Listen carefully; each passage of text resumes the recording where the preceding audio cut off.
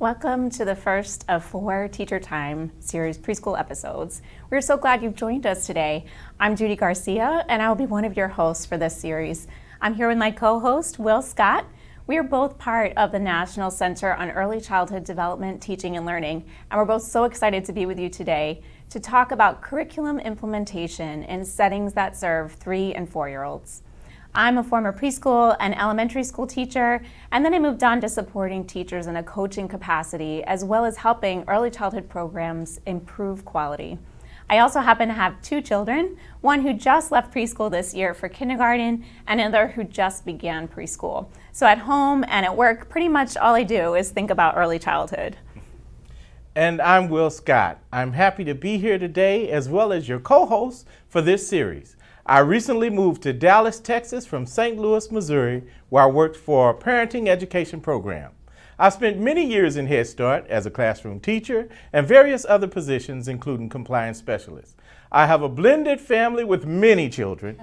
I enjoy being a father, as well as promoting fatherhood in early childhood education. This series is intended to provide you with information about the ways in which you can support preschool children's growth and development through the implementation of high quality and developmentally appropriate practices, specifically how your learning environment, materials, activities, and interactions with children all work together to support their growth and development. And we know how important it is to recognize children's individual interests, their languages, cultures, and learning styles, and provide responsive, organized learning environments that promote children's growth and development. The series has 4 segments. Today we're going to begin by focusing on implementing curriculum that's responsive to children's interests. Then the next 3 episodes will focus on individualizing instruction, teacher-child interactions, and supporting positive relationships between children. Today, we're going to provide you with strategies for using children's interests and abilities to inform your planning. As a teacher or family care provider, you know that a developmentally appropriate, research-based curriculum serves as the foundation for your work with children in your group. So your curriculum provides a written plan that guides your work with young children. And you know that you will use it in a way that supports the way that you teach your children into your learning environment each day with unique backgrounds and interests. And you know they learn best when they engage in activities with materials that represent their cultures, languages, and unique abilities and interests. So today we're going to share some strategies for using children's knowledge, skills, and interests to inform your planning and instruction. During today's episode, we'll have a couple of opportunities for you to interact with us via chats and polls. In fact, I believe one is showing on your screen right now, so if you haven't already filled that out, go ahead and do that right now. But at any point during today's show, please feel free to submit your comments and questions. We'll be hosting a special coffee break in a couple of weeks where we'll ask the expert from today's episode your questions. Also, we don't want this to be the end of the conversation, so watch your email inbox for an invitation to a special My Peers group that's designed just for participants of Teacher Time. You'll be able to see the coffee breaks there as soon as they are released. You can ask questions and engage in conversations with other teachers just like yourself. Finally, make sure you fill out the evaluation at the end of the show. After you complete it, you'll be prompted to print your certificate of attendance. Also, we'd really like your feedback so we know what your resources and information will be most helpful to you. What resources and information will be most helpful to you.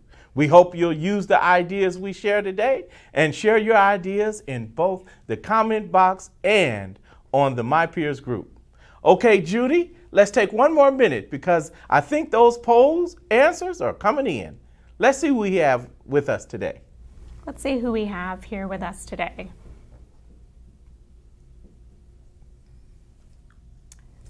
So we're going to see we have quite a few participants here. Our teachers, classroom teachers. We have a large number of directors, and then we also have some content managers and coordinators, T&TA providers, All right. and also family childcare providers and family service workers.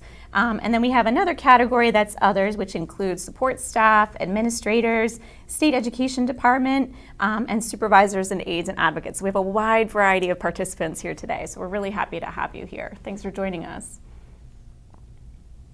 So we're happy to have with us here today Dr. Alex Figueres-Daniel. Dr. Alex is an assistant research professor at the National Institute for Early Education Research, which many of us know as NEAR. She's collaborated on NEAR's field research projects over the past 5 years and served as the spokesperson for NEAR's outreach to the Hispanic media.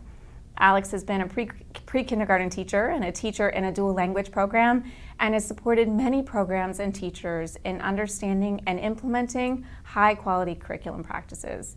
Today, Alex is here to help us understand the ways in which we can build curriculum and instructional decision-making around the knowledge and interests of children and families, and how we can introduce curriculum topics and design instructional activities that reflect the ages, developmental and linguistic abilities, and interests of children. Before we get started, I'd like to remind you that you can submit any questions you have in the comments box. We'll be using those later for our coffee break with Alex, which will follow this teacher time in 2 weeks. So hi, Alex. Welcome. Hi. Thanks for being here. Me.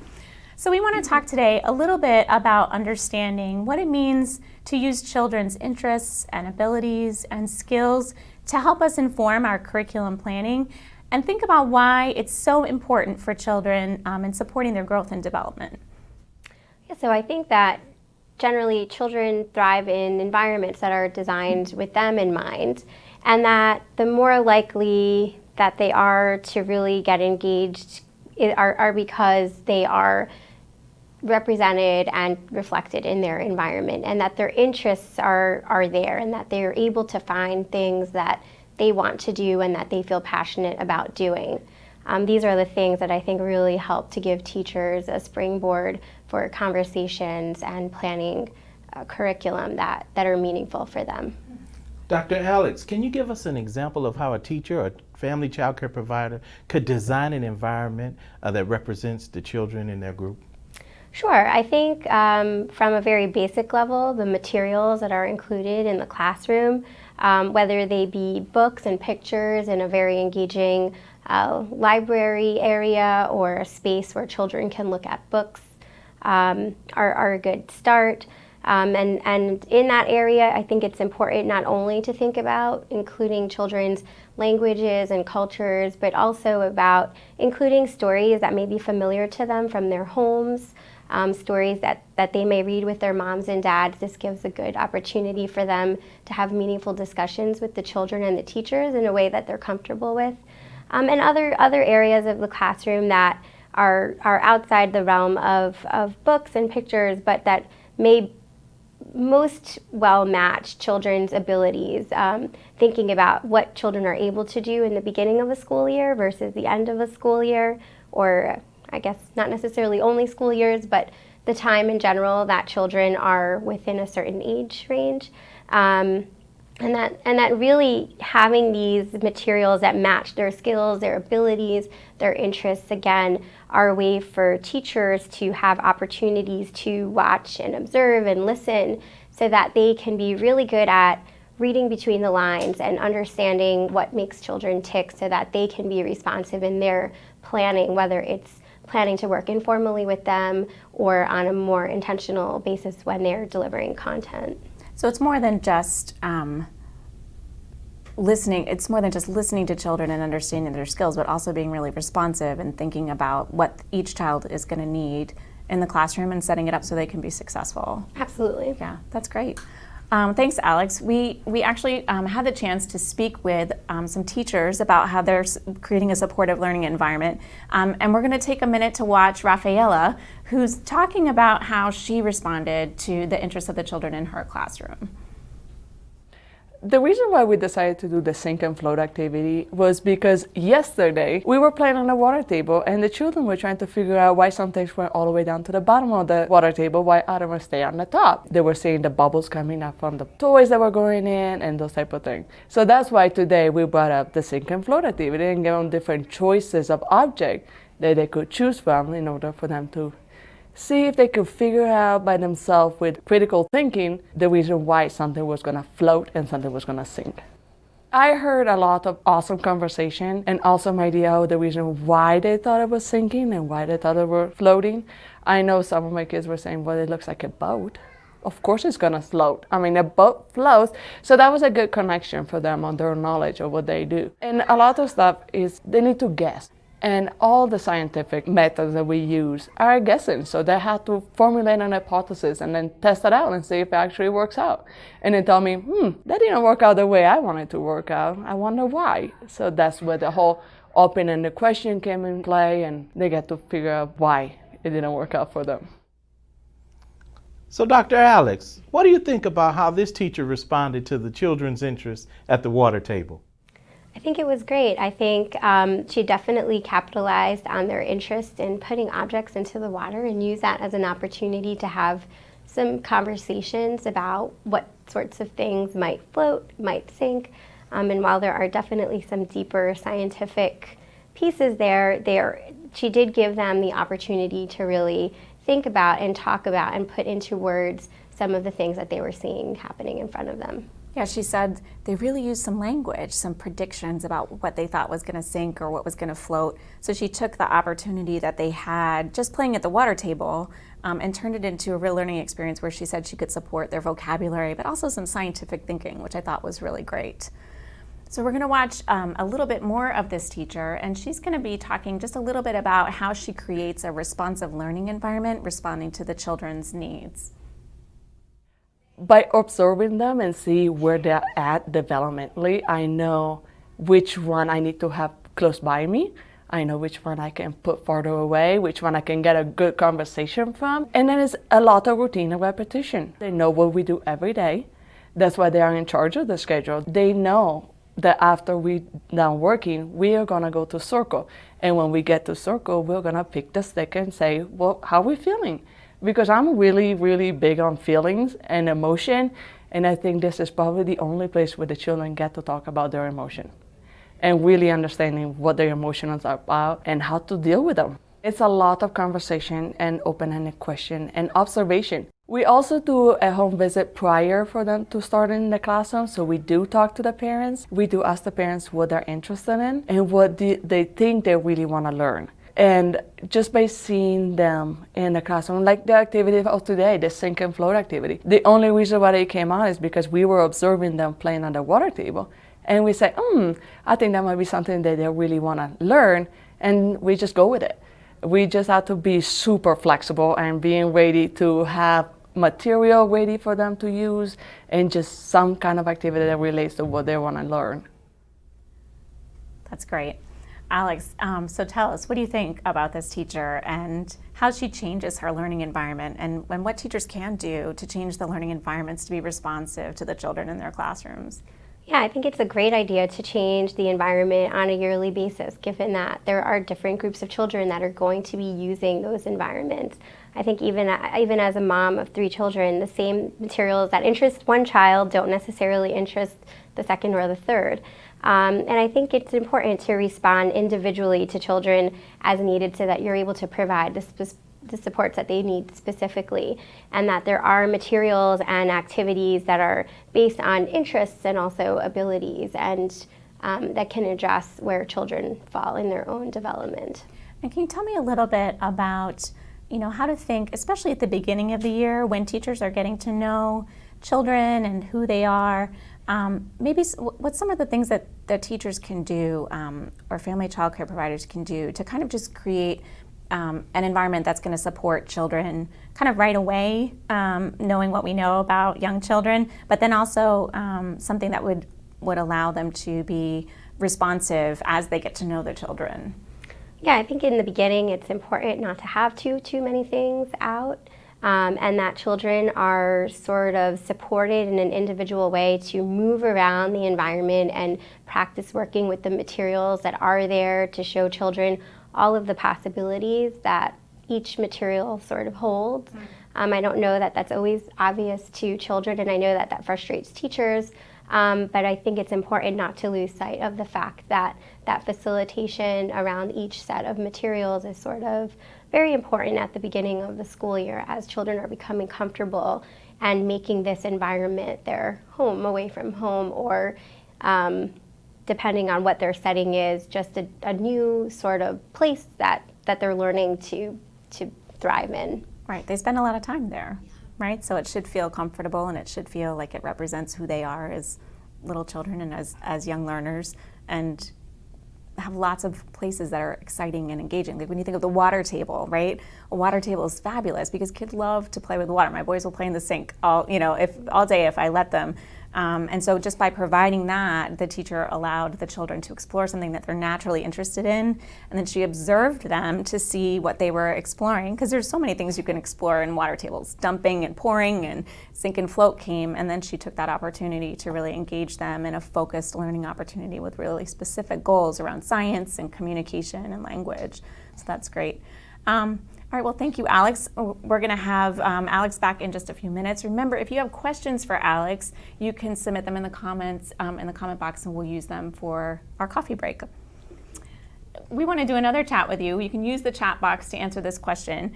We're going to take a few minutes. Can you just let us know if there are some big ideas that your children are expressing right now, some big things that they're thinking about that you've used to inspire your curriculum planning? And we'll come back to that in just a few minutes after you have the chance to enter some of your answers.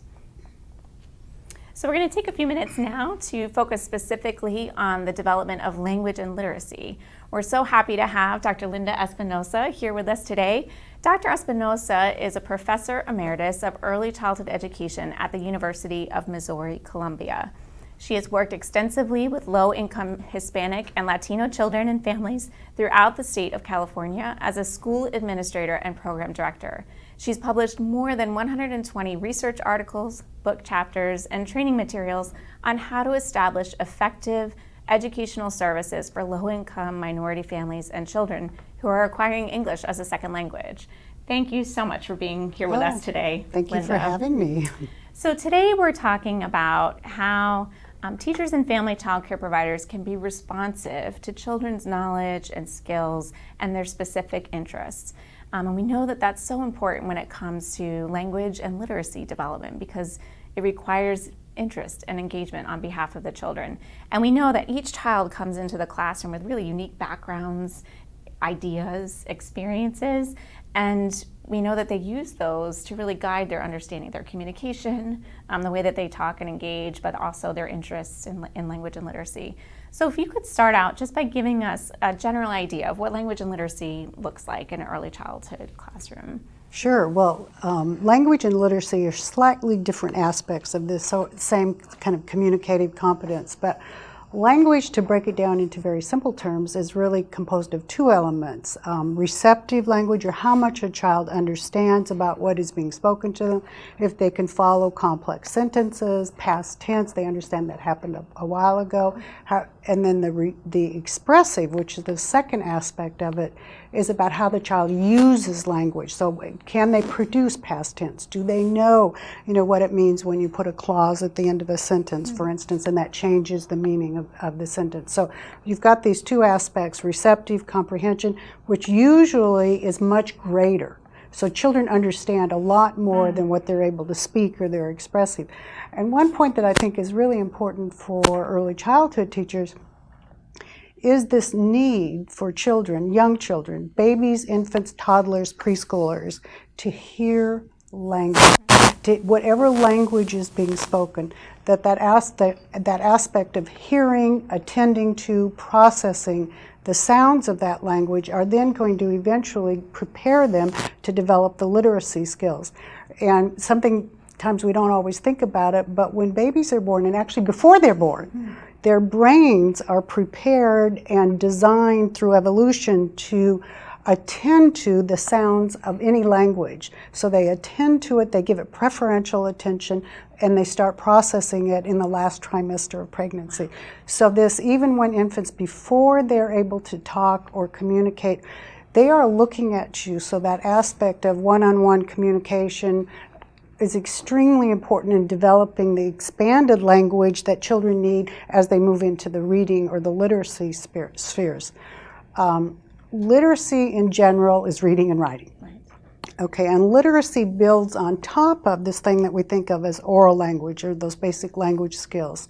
So if a child has a broad vocabulary, they know how to express themselves, then the literacy task during the preschool years is really to map that onto things conventional print. And in the English language, the sounds we make that they've been listening to since before they were born map onto letters, and letters map onto words. Words have meaning, you put them together, and that communicates a thought, an interest, a desire, a need.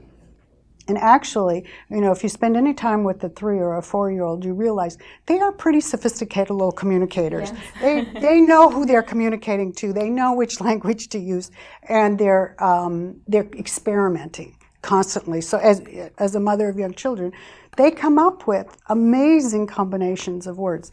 Yeah, my son's favorite word right now is Jayumas. Jayumas. They love that, playing with that sounds, yes. Yeah, which is really important. One final point I guess I would make about language, when we're working with children who are not native English speakers or dual language learners, to always remember that language is language is language. So that language input that I talked about earlier, that can and should happen in any language. It's the language the parents are most confident in, most competent in, that you want to keep that going. You want to keep that conversation, storytelling, singing to, whatever you do, keep that going and build on it, but do it in that language of the home. All of that language competence will transfer to and help the child acquire English. This is something that we've really found out in very strong terms, that first language strength is essential. It's not okay, it's really essential to English acquisition and eventual reading in English. Wow, that's great. So if we're going to be supporting children's language development and their literacy development, it seems like at first we need to know what they know, right? So they're not babies when they come in. They're 3 and 4-year-olds who are coming into our environments to work with. We need to figure out what they know and what they can do already, whether it be in a home language or whether it be in English. So can you help us think a little bit about how to find out, or how to think about what children already know and are able to do?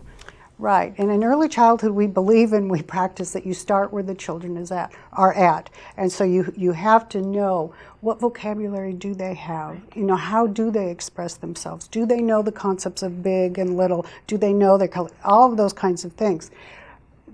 And what it's really important for us to, I think, start with is a conversation with families.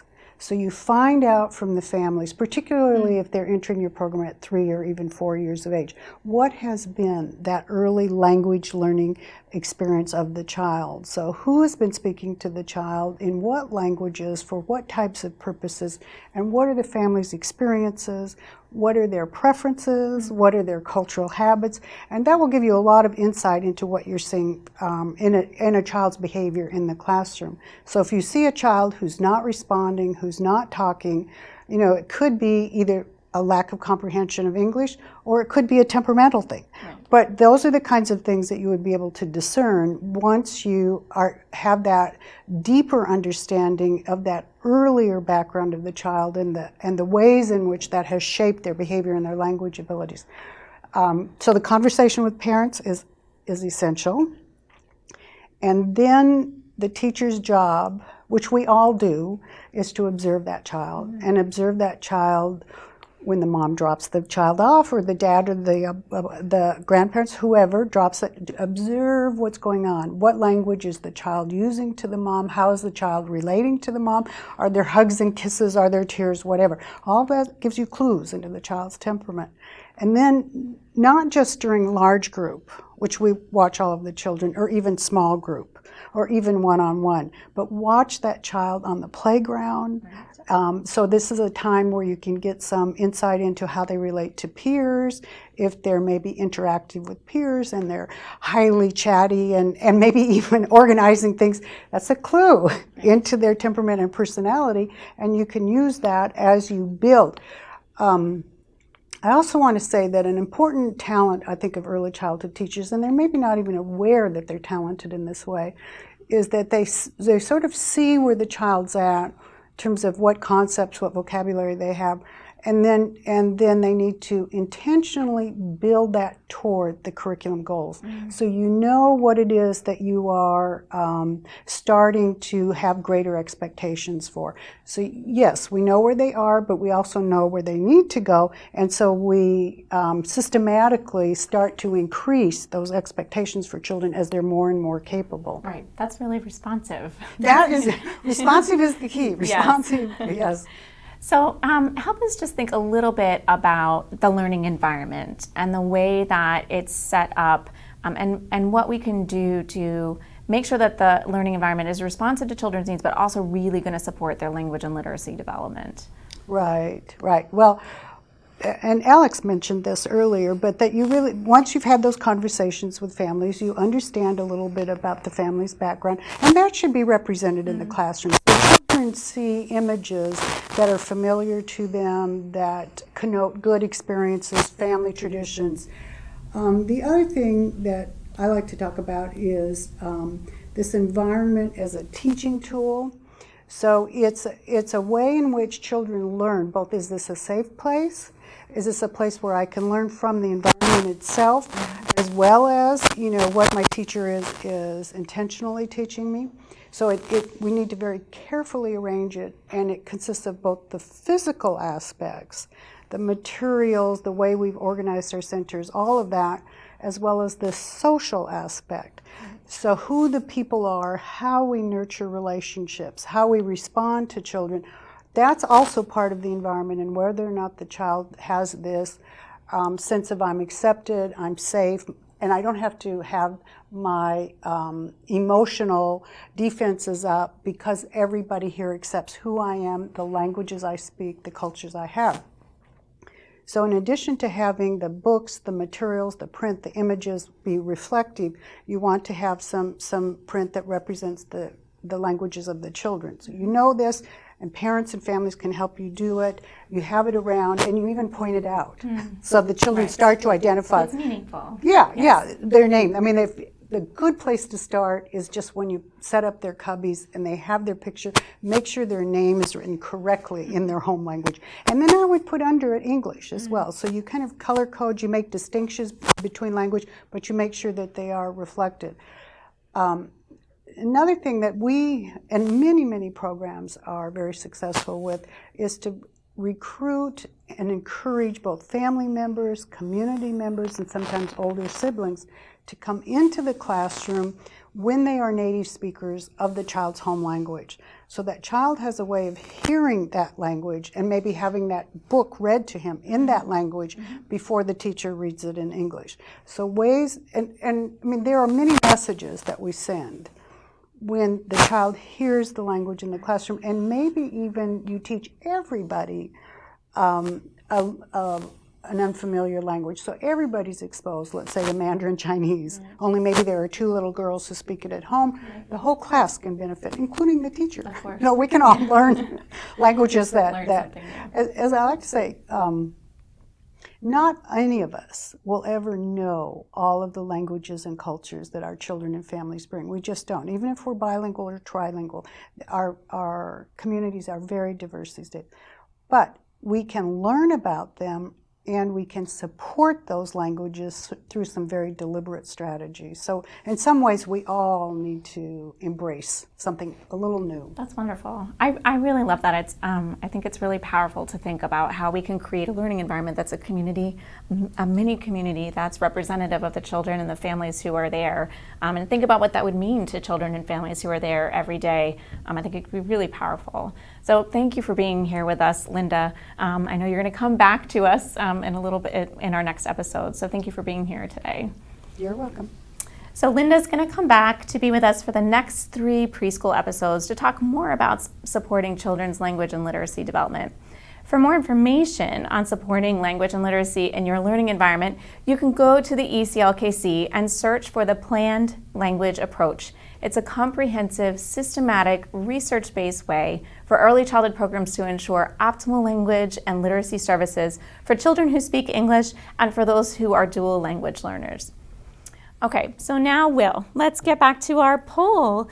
We asked our participants to tell us a little bit about their big ideas. So can you share with us what you heard? Yes. We have from Patty, we have the changing colors on tree leaves. Oh, that's great. And then we have what happened to that puddle we jumped in yesterday. We also have how we are alike and how we are different. Oh, that's so interesting. And the new baby is coming. What does that mean for me and my family? These are just some of the common ideas. We'll share more, so keep those rolling in. Thank you. That's great. I like the changing colors. My son has been talking about that. We've been noticing it every day on the way to school, the changing colors of the leaves. It's just kind of a cool thing, but it's definitely a big idea in their world, right? What happens? That's right. It's that time of year. Yep. Hi, Dr. Alex. Thank you for joining us again. So can you tell us a bit about how a teacher can take a big idea that the children have shown interest in and turn that into a really engaging experience in their classroom? Sure. I can think of one experience working in a preschool classroom with a teacher where children were studying structures and living in an urban inner city surrounded by lots of buildings. In fact, this classroom was situated in a sort of high-rise building. They started to investigate all the different kinds of structures, and the teacher did a great job at presenting them with pictures of the Empire State Building and other famous structures. But one thing that the children got really interested in learning more about were igloos. And so while this was not something that was part of their immediate community, the teacher was very responsive in that she allowed them to explore this topic. And so what they did was decide to make an igloo. The children really wanted to make a space in the classroom where they could model an igloo. And it wasn't just any kind of igloo, it was an igloo that they could actually fit in and use as a reading space or a quiet space. So they forged on, and the teacher helped them and sort of facilitated them by first asking them to make drawings and representations of what this structure would look like on paper as sort of a blueprint, and all the while using the vocabulary and terminology that you would use when thinking about architecture and building. And so they came up with really interesting drawings of different perspectives of the igloo, bird's eye view, side view, what does it look like from this side, and that lent for very rich conversations. And then they delved into really executing their plan and how they were going to do this. So with the teacher's help, they searched on the internet for ideas of how to do this, and they came on an idea of using milk jug containers. And so they proceeded with this, and they started off with measuring a circle that would be large enough, and with her help, they engaged in this process of making a perfect circle and thinking about the diameter of this circle and how many children would fit inside it. And then they started to build, and the teacher quickly saw that the children needed a way to be able to problem solve through this idea, and that she was going to let them lead on the project. So they figured a way to move and replace the milk jugs rather than just have them permanently fixed from the very beginning of the project. And so they started to quickly stack and notice that they ran into a problem, because rather than having a sort of globe structure, they were ending up with more of a cylinder of a structure. So they really had to think about how to work around that, and thinking about the vocabulary, and they did offer suggestions like, oh, well, it needs to go from big to small, which I thought was a fairly interesting perspective, because that is sort of what this dome shape does. So eventually they were able to do it, and this structure became quite a success and quite a hit. They got lots of visitors from other places, and I thought that given the materials that they use, that it's very feasible and something that can certainly be done in a classroom setting, in a home setting, and I did feel that it was responsive to what the children were interested in, despite that it wasn't maybe particularly what the teacher set out to do in an urban neighborhood where there are no igloos. And so that was very flexible of her, but there was still a lot of opportunity to cross domains and to really target lots of different developmental areas as the children progressed through their idea. So can you just help me think a little bit about maybe what some of the learning goals were that children, the teachers were able to support the children in? Because there's a lot that you mentioned there, but just let's think a little bit about what building an igloo, following the children's leads, how that would support their growth and development in different learning areas. Yeah, well, there was definitely the obvious, the vocabulary and verbal development piece. There was some spatial relationship, thinking through that part of it. There was social emotional, figuring out, how to respect each other's ideas and not make someone feel bad about an idea that might definitely not work. And also they ran into lots of challenges around how to engage all the children, but maybe not at the same time, because clearly not all the children, right, not everyone could work on it at the same time. So they as a class worked through that, and they came up with the system where they could rotate and take turns. So I think it touched on, and of course there was math, lots of math and geometry, like I said, to build this structure that was certainly large enough for them to fit in. And then I think, again, building on social emotional, I think the children felt very invested. It became part of their permanent classroom. It was a structure that stayed and that I think they felt very responsible for. Yeah, some ownership over that, Yeah. right? Just think about what it must have meant for them to be responsible for building this thing. It was their idea and they got to make it, and then they got to be successful with the teacher's guidance, and I think I'd be really proud of that too if I was a preschooler. And if you think about how meaningful that is to have it just stay in their classroom and be something they could say like, I built that, or I did that and we knew how to do that, and the confidence that will give them to tackle other problems, as they move forward, something that they understand about working together and approaching that problem together and then creating something great. They can take that with them as they move forward into other projects. It's really great. Definitely. Thanks for sharing that with us, Alex. That's a great example of taking children's ideas and being responsive and turning it into something really powerful and meaningful. So thank you. Thank you. Thank you, Dr. Alex, for being with us today. Thank you. Alex will be joining us for our remaining 3 episodes to share more of her insights into how to implement a high quality and rich curriculum in your learning environment. Now it's time for you to try it out. Your homework over the next few weeks is to take some time to observe your children and figure out what some of the big ideas are for them right now. Watch them as they play in the block area or dramatic play area. Listen to the stories they tell on Monday mornings when they've just come back in from a weekend at home. What is really interesting to them right now? What unique skills and abilities do they have that you can support through the materials you provide, the learning opportunities, and the daily conversations? That's right. We know that sometimes the things children are interested in are superheroes and video games or cell phone apps. I know my kids are. And that's okay. If you dig deeper, you'll find some common themes to build on. Interest in superheroes can lead to rich experiences in the Writing Center, and providing writing and art materials will help you write down an adventure that a child has created, or they can draw pictures to illustrate their adventures.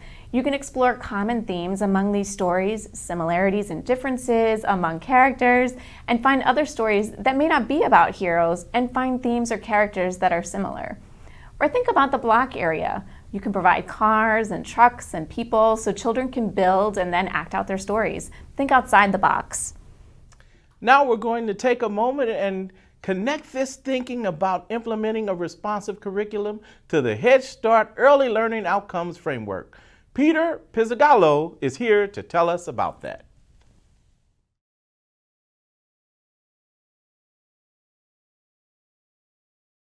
Hello, I'm Peter Pizzalongo.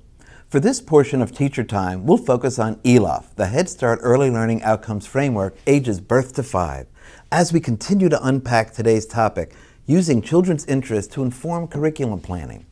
In each Teacher Time episode, we'll present an ELAF Minute but I'll actually use more than 1 minute for this because it's really important.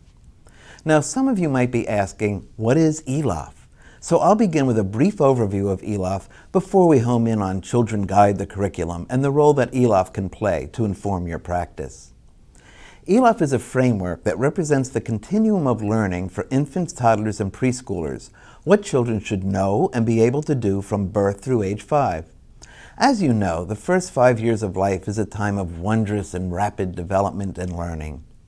ELOF outlines and describes the skills, behaviors, and concepts that early Head Start and Head Start programs must foster in all children, including children who are dual language learners and children with disabilities. ELOF is organized in a way that helps teachers and families understand child development and guide the ways in which we help children learn. You can learn more about ELOF by reviewing the handout that accompanies this episode and by going to the ELOF pages on the ECLKC website, the Office of Head Start's Early Childhood Learning and Knowledge Center. For this ELOF segment, I want to focus on 3 components of the framework: the domains, subdomains, and developmental progressions. Domains are the general areas of early learning and development. The ELOF goals are broad statements of expectations for children's learning and development. And developmental progressions are the skills, behaviors, and concepts that children will demonstrate as they progress toward a goal. Today's topic makes me think about the domain approaches to learning. Earlier, teacher Rafaela talked about the big ideas that the children in her group have. Designing and building structures is a big idea that many preschoolers have. To be able to think about a structure and begin building it with the materials available and stick to the building activity despite the challenges that occur takes persistence. Building structures and sticking to the task is an example of an activity in a developmental progression that leads to a goal that teachers and families can set for a preschooler. Looking at the ELOF in the Approaches to Learning domain, one of the goals is Child Persists in Tasks. Your program school readiness goals could include a goal that is similar to this goal from the ELOF, such as children will demonstrate persistence when working with materials, activities, and information. The preschooler you see in this video clip is showing persistence, which is needed to get those pieces together, which can present challenges as a child solves problems regarding what fits where, issues around balance, and other things that go into this important work. Looking at the developmental progression for this ELOF goal, Child Persists in Tasks, we see that for the child you see in this video, his skill falls within the range of typical skills for children between 36 and 48 months of age, persists on preferred tasks when presented with small challenges with or without adult support, such as continuing to try to build a tall tower with blocks even when some pieces fall. What can we expect this skill would lead to? Looking again at the ELOF developmental progression for this goal, we see that for children 48 to 60 months of age, the skill would be frequently persists on preferred tasks, sometimes persists on less preferred tasks with or without adult support, such as working to clean up an activity area. Have you seen children demonstrating these skills among the 3 and 4-year-olds you've worked with? So, understanding the ELOF goals and developmental progression can guide your teaching practices. A mentor once said to me, in early childhood education, we meet children where they are, but we don't leave them there. When we understand the concept of developmental progression and know the skills and concepts children typically learn as they progress toward a goal, we are meeting children where they are and helping them to grow and learn. For example, as a competent teacher, you know that you'll need to provide materials so that children can learn and practice skills as they develop persistence, such as unit blocks and hollow blocks for building, puzzles that have 11 pieces as well as puzzles with more than 20 pieces, and other experiences that require children to problem solve to complete a task. Can you picture a child building with blocks, figuring out how to balance the blocks so he can create a bridge for the first time? Or a child being introduced to a 20-piece puzzle after she's mastered all the 11-piece puzzles she's been working on for a while. Understanding and using developmental progressions helps you to know what materials to provide so children can develop persistence and learn new concepts and skills. Of course, the curriculum your program uses includes developmental progressions similar to the progressions in the ELOF, as well as the types of experiences and the materials to help children move along the progressions to meet the goals you've set for your group and each child. In addition, you know each child in your care, so you know the best kind of support to provide to each as he or she is progressing toward a goal. For some children, you will quietly observe as they persist at their task. For other children, you might provide words of encouragement specific to the task. And for other children, you might scaffold their activity by asking open-ended questions that help them to think about what they are doing and what they might be able to do next. I hope that this segment has helped you to better understand the Early Learning Outcomes Framework, and you recognize how the ELOF can help you to be a better teacher. Thanks for watching. See you next time.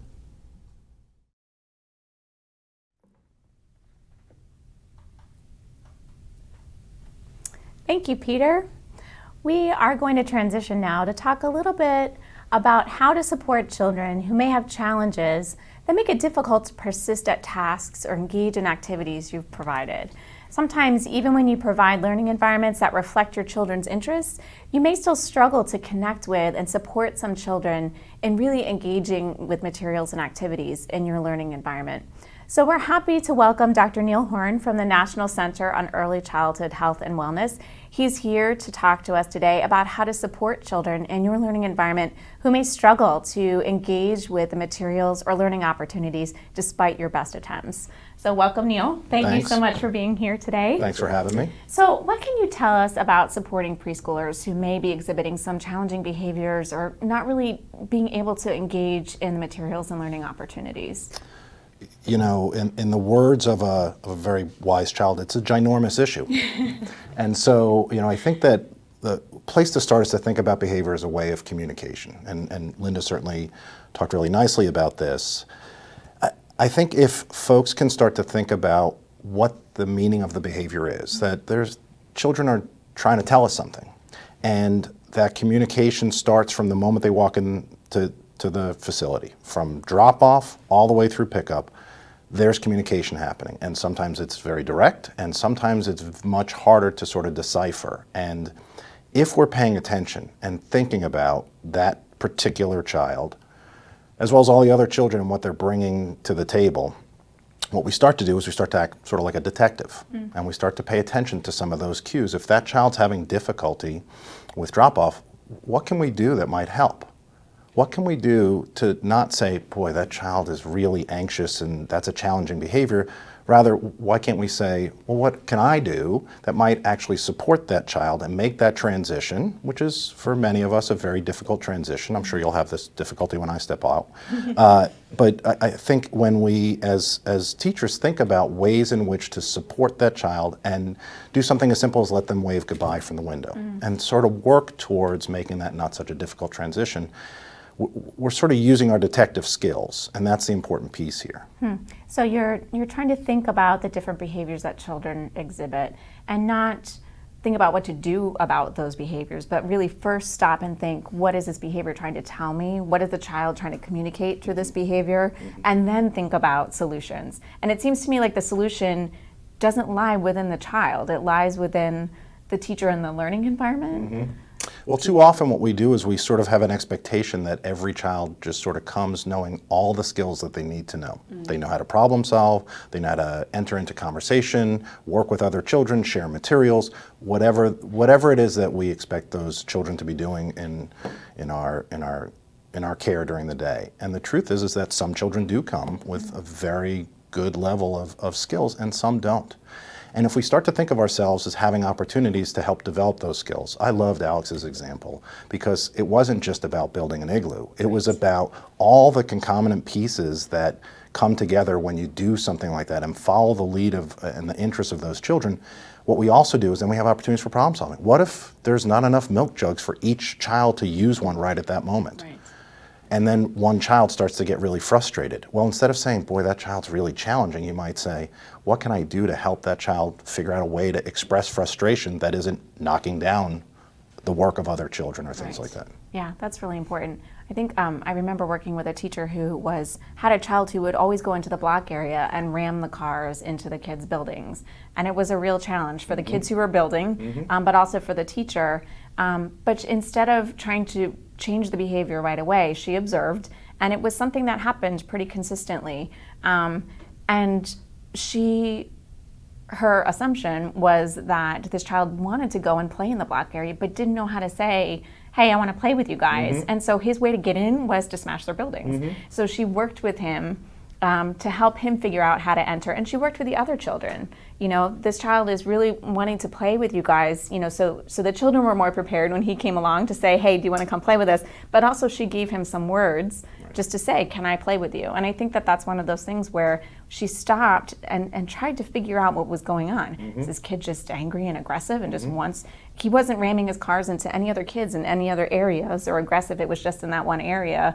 And by giving him the language, he was able to then successfully enter into play. So I think that that's really important, what you're telling us about stopping and observing and thinking about what children are trying to communicate.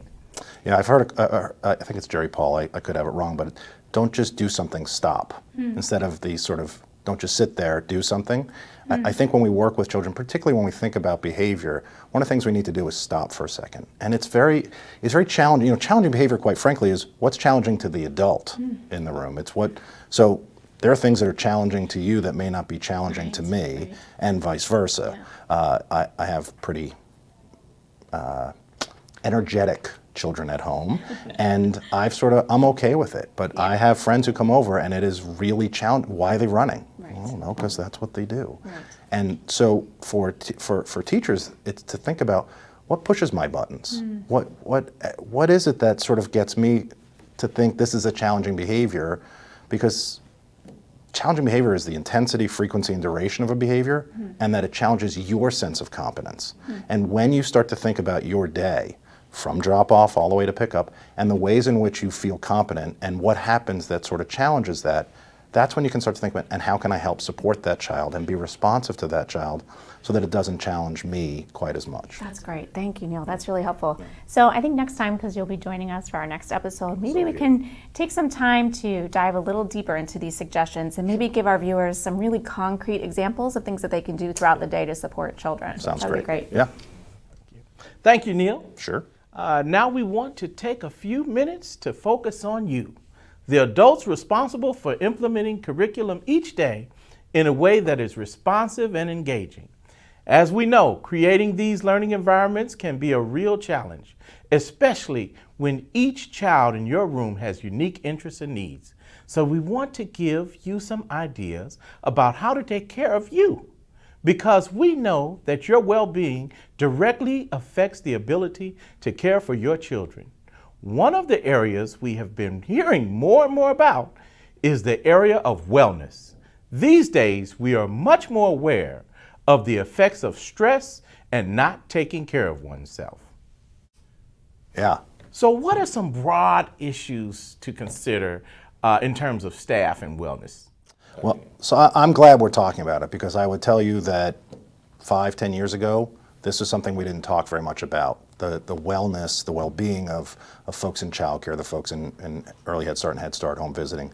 And quite frankly, over the last few years, we spend much more time talking about this. And a recent study by Robert Whitaker and his colleagues in Pennsylvania Head Start staff really showed that this is a huge issue, and we need to start to think about it. There's research that actually shows that when caregivers are stressed, they tend to use more harsh discipline, more punitive discipline, and they actually tend to have more challenging behaviors arise because of that. And so we need to address this. We talk a lot about wellness, and I think that we oftentimes have thought about it as physical wellness. Either I'm healthy or I'm not. And we need to sort of broaden that, and folks need to think about it in terms of different aspects of wellness. So physical wellness is obviously a big piece of this, but there's also social wellness. There's emotional wellness. There's financial or occupational wellness. How satisfied am I with my work, with my relationships in my community? Spiritual wellness. And all of those sorts of things, you know, that connection with community in terms of spiritual wellness, all of those are different for each of us. And how I address my physical wellness is equally important in terms of how I address all those other aspects of wellness. But I can't do it all. I have to prioritize. And so what I would hope that folks start to do is to think about what can you do and what's important to you. So if your social wellness is important to you, I have a colleague who talks a lot about the work-life balance. Balance is a huge issue in terms of wellness. She'll hang up on me at 4:30 on a Friday. She'll just say work-life balance, and then she hangs up, and I'm a little surprised. And actually, a lot of people hang up on me. We should talk about that next time. But you know, that balance is really important, and figuring out and prioritizing which aspects of wellness are important to you is really critical. So can you help us think a little bit about maybe just some practical things? So are there ways within a program or on an individual teacher or family child care provider level, some things that they can do to kind of support this kind of wellness in the workplace? Yeah. So I think on a let's start with a group basis, and maybe we'll end with the individual basis so that folks sort of leave with some tips. But on a group basis, there are certainly places across the country that have developed wellness teams, and that sort of when it's done in a really thoughtful manner. There's a great program in Missouri that has done some really good thinking about this. And what they do is they start to think about, is it about physical wellness? So are we doing things like exercise, and are we allowing some time for somebody to actually go take a 10-minute walk? It's about small things. So there's a program where they've allowed staff to paint the walls of their office the color that they want to, which for some of us may not be important, but in some ways allows you to individualize, which is actually a piece of wellness. On the other hand, there are some people who don't like those sorts of things. That there's like a water challenge. I don't even know what it is because I don't pay attention. But at work, there's like a water challenge. How much water are you drinking and exercise? It's not my thing. I sort of do my own thing. So on an individual basis, I think there are a number of things that people can do. There's a great push, and Robert Whitaker and his colleagues are actually really pushing this around wellness, around mindfulness. Mindful breathing. Being mindful is a whole way of being that allows you to slow down and allows you to focus on yourself. There are things, obviously, that you can't do at work. So when I hear somebody say, I really like to ride a horse, most of our workplaces don't have hitching posts anymore, and we have more difficulty. So we have to think about things that we can do in the workplace. So for example, just some deep breathing. Not just taking a deep breath, but really focusing on that breath.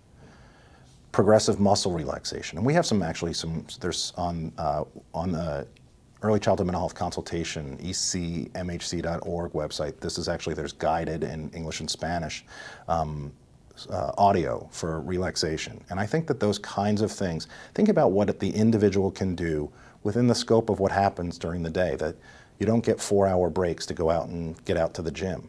Right. But if you can get 10-minute breaks or even 5-minute breaks to just focus on yourself, to do a little meditation, to do a little breathing. Those are the kinds of things that might be helpful. Thank you. That is really helpful. And I think going back to what you said about teachers who are stressed, it impacts their students. I think it's important for us to make sure that we remember that taking care of ourselves is going to have an impact on our students. Being mindful in the classroom will have a direct impact on our students, and will serve the community on a daily basis. Absolutely. So thank you, Neil. That was really helpful. Thanks for being here. Yeah, thanks for having me.